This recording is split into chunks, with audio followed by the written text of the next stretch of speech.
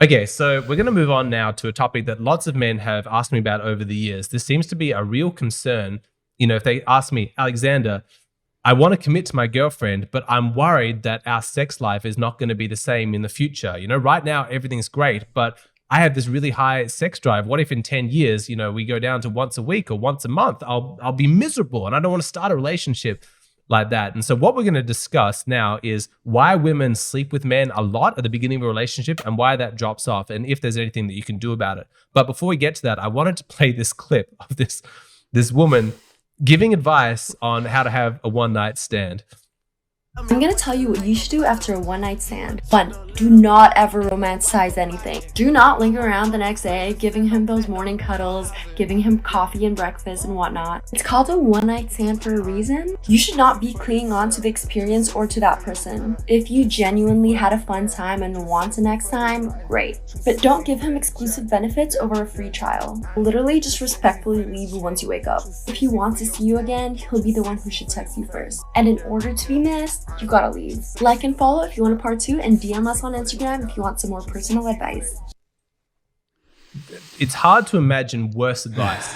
There's just so much is wrong about that. How funny is it that she thinks the way to get a man to chase you and to pursue you is to sleep with him once and then leave him wanting more? I guarantee if you sleep with a man really, really quickly, he has dismissed you as a long-term option for a relationship. You then get sorted into those girls that he has booty calls with. She almost gives herself away at one point when she said, no pun intended, when she says, don't give him exclusive benefits over a free trial. But like that implies that she's trying to like get him to buy in somehow. But the irony is this is the fastest way to secure his lack of buy-in, because you give him exactly what the most monkey brain part of him wants as a free trial, which means no investment, no commitment, no expectation of any kind of intimacy or bonding or anything. It's completely pointed the wrong direction. It's advice that if I had a daughter or a sister and I know that this is how they felt, they're basically saying, consciously rend yourself from your pair bonding instincts. Don't be cuddly, don't be sweet, get out as fast as possible. Don't make it romantic. Like is so sad to me to think that you would consciously go in and pick apart your own natural, beautiful instinct to become close with someone you just had sex with. It's horrible. What does Jordan Peterson says? He says there's nothing casual about sex. I completely agree. You have to be disconnected from yourself to a certain degree. Now, there'll be some guys who are completely balking at this. They'll be like, of course not. Men can go to strip clubs. Men can sleep with prostitutes. Well, I don't know what you're telling yourself, but I know what men keep telling me in Hey Hero consultations when they're like, I've been watching too much pornography. I've been sleeping with too many prostitutes. They're miserable. They're desperate for some kind of real connection. And then the more they have the meaningless sex, the worse they feel. That's men. And we actually have instincts guiding us towards casual sex. Like we're wired for that to a certain degree. But even us, there's some part of you that's just like, oh, this is deeply unfulfilling. And it's the connection not to the body, but to the person behind the body. If it was simply a bodily experience, then there really would be no difference between sleeping with your girlfriend, a real person, and sleeping with a doll. But obviously there is. There's got to be a consciousness. There's got to be a witness, something, an actual decision from that person to want to have that experience with you. That's what makes it meaningful. All right, well, we're going to talk about why women sleep with men a lot at the start of a relationship in just one moment. But before we get to that, I've got to thank Tiege Hanley for partnering with me for this video, because we know that no woman's going to sleep with you if you have really terrible skin. Now, right now, I'm out walking and I forgot my hat, but I'm not worried even with the harsh Australian sun, because I put on my Tiege Hanley AM moisturizer this morning, and guess what? It's got SPF 20 in it. How did I know to use AM moisturizer this morning? Is it because I'm a genius? Is it because I'm well informed? No, it's because I got the Tiege Hanley starter pack and it came with a set of instructions which told me which one of their creams to use and when and how much. That's one of the many things that I love about these guys, is that not only are their products really high quality, but they're easy to use. It's perfect for a lazy guy like me, and so many people agree. They have so many 5-star reviews on their websites, thousands and thousands. I'll put some down below so you can check it out for yourself.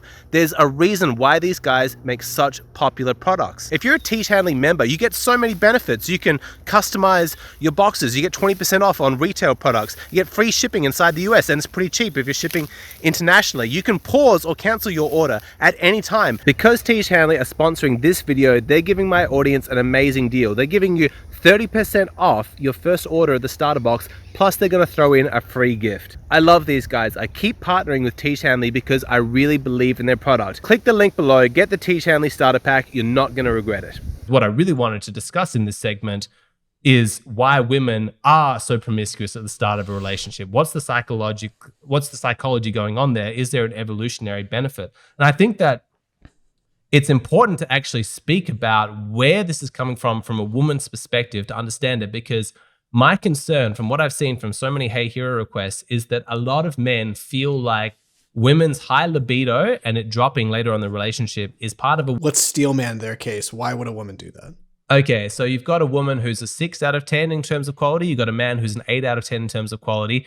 In order to make up that difference and convince him to mate with her in the long term, she throws a whole bunch of sex at him, knowing that that's going to make him happy because men love sex. And he's like, initially I wasn't going to commit to you, but with all the 8 out of 10 women, they only slept with me this much, whereas you're giving me double the amount of sex. And that's actually pretty good. Okay, I'm willing to sacrifice those 2 points of quality because you're making up for it in the bedroom. All right, I'm committing to you. I'm married. I'm having your children.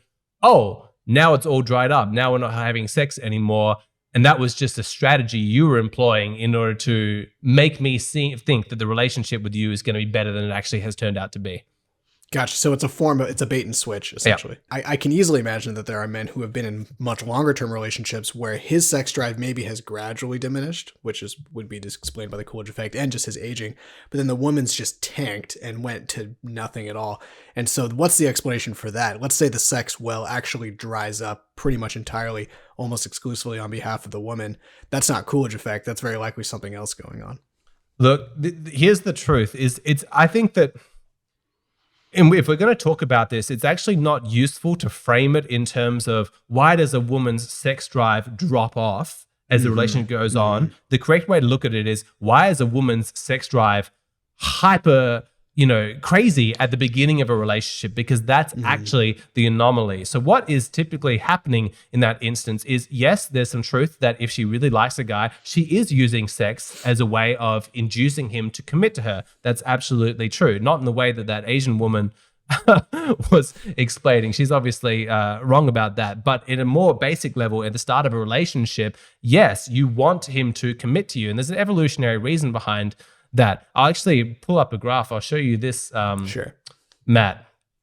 So what you're looking at here is how often women are having sex with their partners depending on their stage of their cycle. Now, this is a little bit strange to a lot of biologists. It doesn't make a lot of sense because for most mammal species, they don't mate all the time. That's actually very rare. Women have a specific fertile period, during their cycle, or even a time of year when they're in heat, and then there's heaps of sex. But for most of the time, they're kind of asexual, both the men and the women, unless they're actually in that sort of period of time. Humans are not like that. You can see that in this part here, there was actually a bit of a drop-off depending on whether she was ovulating or not. But in this other study they did, this is the data that they compiled, they found that it was reasonably consistent apart from sort of at this stage. But you can see there's this incentive for women to kind of be mating all the time, no matter where they are in their luteal phase. Now, what's the reason for that? Okay, so let's now talk about evolution.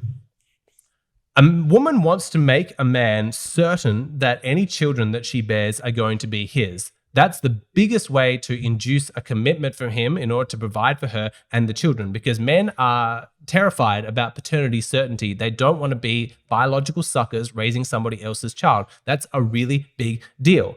So if you're dating a woman who only sleeps with you 3 days out of 28, you're naturally going to be a lot more paranoid when she does eventually have children that, was she fertile at that period? I can't tell because she has concealed ovulation. Humans, one of only 6 mammalian species that have concealed ovulation. What about those other 25 days she was unaccounted for? Is it possible that she's sleeping with somebody else? It's certainly a lot more likely. And so in order to reassure men with regards to paternity certainty, women evolved a sexual instinct that says they can be horny and want to have sex with a man even when they're not fertile. Because even though you're not able to have a child, it it helps induce the male to continue that commitment and that devotion towards her because it increases his likelihood of paternity certainty. If you look at one of our closest related cousin species, the bonobos or bonobos, however you pronounce that, they use sex for everything all the time. They use sex as a social lubricant to solve tension or to celebrate or to bond new members. Like it's really, they're just constantly going at it. And so it's well beyond its normal scope of reproduction. It's become almost a form of social currency. And so humans, I think, are to some degree like that, where we use sex for far more than just reproduction. And a lot of high order mammals tend to do the same thing, like dolphins and whales and whatnot. I want to finish this segment with some practical tips because I don't want this to be depressing, in that a lot of guys are potentially thinking, all right, well, everything you're just saying says that I just have to suck it up and there's nothing I can do about it and I'm not allowed to criticize my partner if she stops sleeping with me. Absolutely not. I actually have reasonably strong opinions on this. I think that making a person be monogamous to you and then denying them any kind of sex, and certainly denying them the ability to watch pornography or experience sex outside of the relationship, is a form of abuse. It's an awful, awful form of abuse, which doesn't get a lot of coverage because it's so easy to misinterpret that and sort of say, oh, men think they're entitled to sex, and as if it could be reduced to that kind of simplicity. Extraordinarily frustrating. But in truth, if a woman's libido has decreased, that doesn't mean that you have to just go silently into the night. No, fight for your sex life. If it's important to you, you need to be talking to her about that. What's so difficult for a lot of men is that it's incredibly vulnerable to do that. But if you do have a good relationship with your partner, and this is just an area that you guys haven't talked about very much, you've got to start small, begin the conversation. When you're in a good mood, start to talk about it, try and find out what's going on for her. You obviously don't want to guilt her into having sex with you. Don't try and make her feel bad. You don't want her to perform it out of a sense of obligation. You do want to spark some genuine desire, but that's why you need to sort of listen. What's she going through? How does she feel about you? Are you happy in the relationship?